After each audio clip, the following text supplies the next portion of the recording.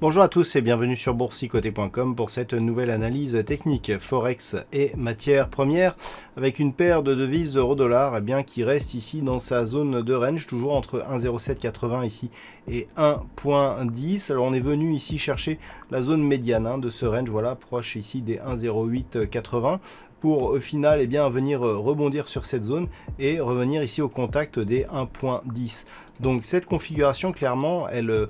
plaide plutôt vers une cassure haussière ici de cette zone de range. Donc attention demain ici à une éventuelle rupture des 1,10. Si cette cassure était confirmée, nous aurions un objectif de poursuite du mouvement en direction de la prochaine résistance qui se situe à 1,1140.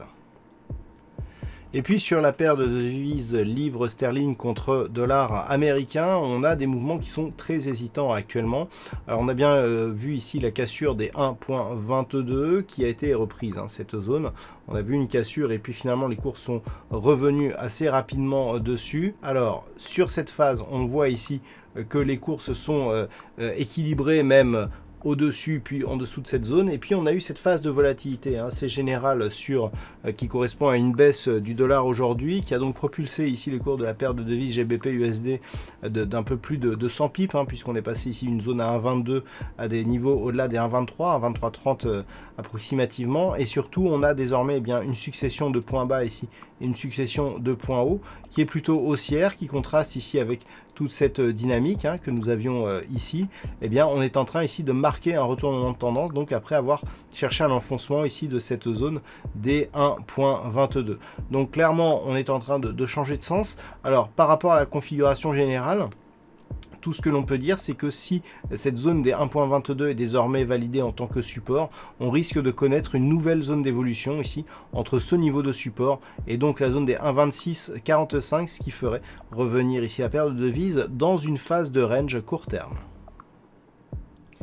Et puis sur l'or, on confirme le biais plutôt baissier. Hier, j'avais attiré votre attention ici sur le retour de cette zone des 1738 $ l'once qui était plutôt résistance par rapport au cours. On avait vu que la moyenne mobile 20 exponentielle ici s'imposait aussi comme une résistance par rapport au cours.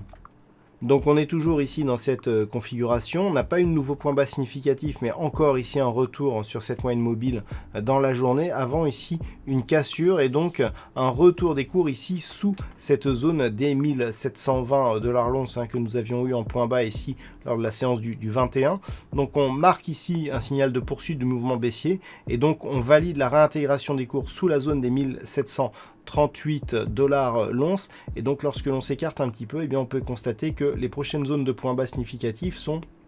cette zone ici des 1693, mais un possible retour surtout ici sur la zone des 1671 $ l'once.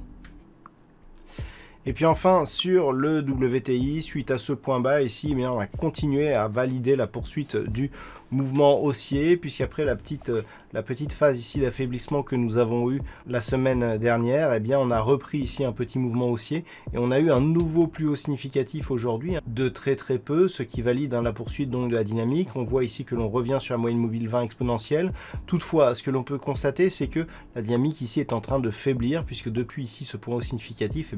on n'a que très peu de volatilité à la hausse. Donc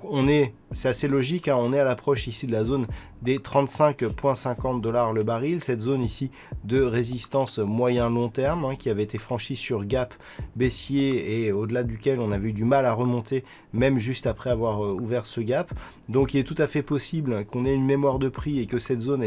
s'impose désormais comme résistance majeure, ce qui nous indiquerait que nous sommes au bout ici de la dynamique court terme que nous avons, dans laquelle nous évoluons depuis quelques semaines. Alors toutefois, une rupture haussière ici des 35,50 suivie d'une phase d'accélération serait un signal assez important d'un point de vue moyen-long terme, puisqu'il pourrait correspondre aux prémices d'un retournement de tendance. Donc à surveiller ici cette zone des 35,50 $ le baril dans une dynamique qui reste haussière mais qui est en train de s'affaiblir, voire qui pourrait se neutraliser ici entre cette zone de résistance et le support ici des 28 $ le baril.